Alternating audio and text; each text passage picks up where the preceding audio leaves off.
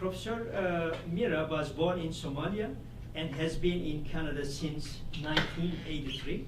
She teaches. They no one can be their mother. And she teaches courses in sociology, African studies, and women's studies as well. The subjects that she teaches attract many students here at Carleton University.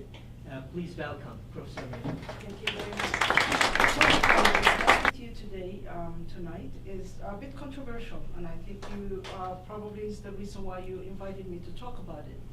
But I will talk about it slightly in unfamiliar territory, because I think what I wanted to do tonight is to introduce you to how to think through the history of Black people, or the Black history as a historiography, in a more general and in a more broader terms than we come to associate with now sliver of the broader history of people from Africa and people of African descent.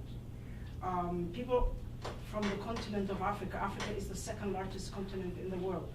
It is, as of 2009, is a continent that has over 1 billion people. It is a vastly diverse continent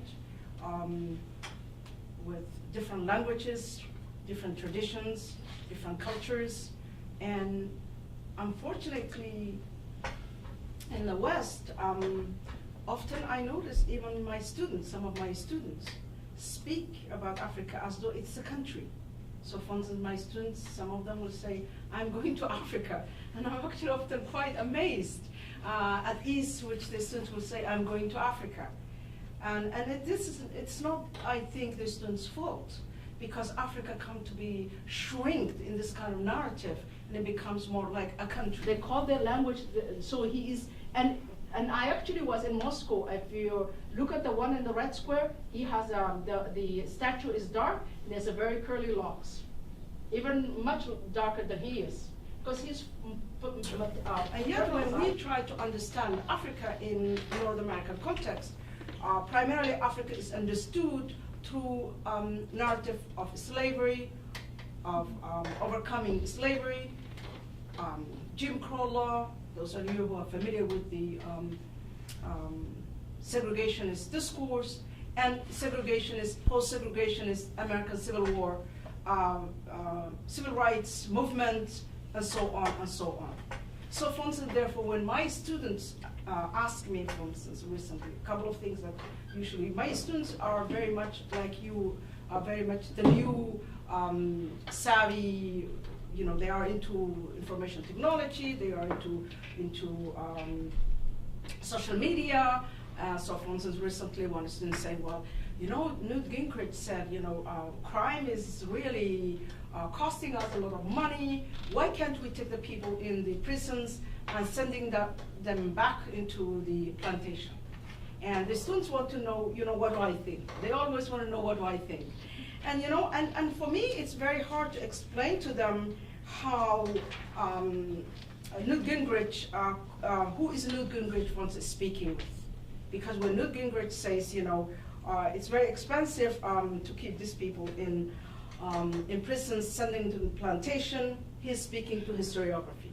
He's speaking to historiography that has been established. And it was not too long that it was the case that, in fact, that the Black people were working in the plantation fields. Pushkin is our everything. And another thing I saw is actually in Second World War, they will have like this pocket size of Pushkin, the soldiers carry in their pocket. So once and when you're writing to your girlfriend or wife, you will have something to say from Pushkin. We're all Pushkin. And the idea of finding who looks what and hiding, it's all based on rules. Like the people are, you know, not living in reality, they are living in lies.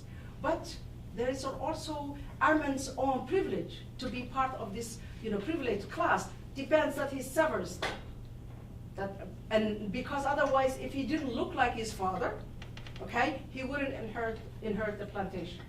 And I think that answers the Obama question for you. You see, he inherited the plantation because he could pass, he looks like his father. Okay, so this is very important.